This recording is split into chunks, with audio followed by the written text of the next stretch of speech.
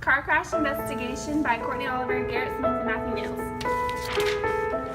SUV, the mass was 3,000 kilograms, the acceleration was -2 meters per second squared, and the speed limit in the area where the crash happened was 35 kilometers per hour.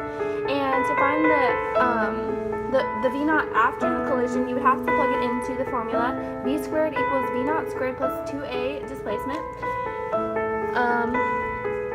So you would plug in all the numbers that were given. So for the V, it would be 0 because it was, after the collision, the V would be 0 because it was coming to a rest, equals V0 squared because that's what you're trying to find, plus 2 times -2 because that's the acceleration that was given, and the distance from the tire treads from where it was trying to stop was 2 meters. So you just plug that in and then solve for V0, and you would get 2.828 meters per second after the collision.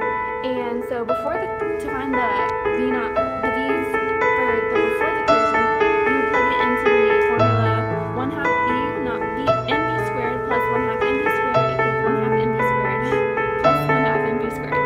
And so you would just plug, before the equal sign, you would plug everything in before the collision, and after the equal sign, that would be after the collision, and you would just plug it in to get V equals 10.198 meters per second. And then the wagon's mass was 2,000 kilograms. The acceleration that was given was -3 meters per second squared. And then to find the V0 after the collision, you would just plug it into the same formula that was used for the SUV. So it would be V squared equals V0 squared plus 2a delta x, and you would just plug it in. So V would be 0 because it comes to a rest, and V0, you're trying to solve that, so it says V0 squared plus 2 times -3 because that's acceleration, and times 24, and you just solve, and that would be V0 equals 12 meters per second. And so before the collision, the V0 is 0 because it was at a stop, it was at rest, and it just moved on until it was hit, so it's at 0 before the collision.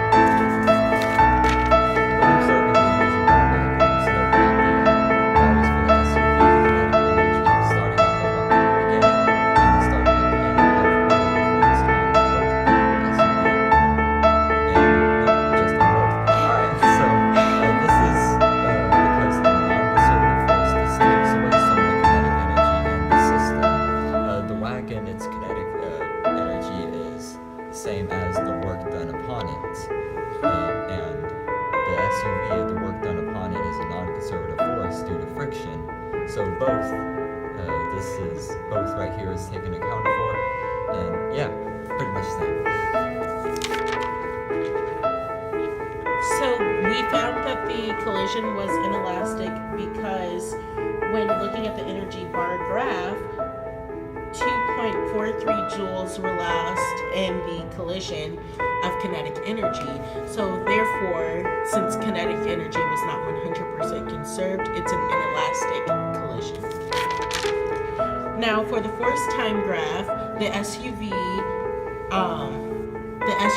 starts trucking up, and then right here is its point of impulse. So therefore, it turns back down. For the wagon is hit with an opposite but equal force, so it would be the complete opposite of the SUV. And since momentum is conserved, when we put both together, momentum is 0. Alright, the speed limit of this particular stretch of roading was 35 kilometers per hour. This translates to roughly 9.722 meters per second. The SUV was going 10.19 meters per second before it collided with the wagon. The speed limit was 9.722 meters per second. So yes, the laws were broken by speeding by an amount of 0.476 meters per second.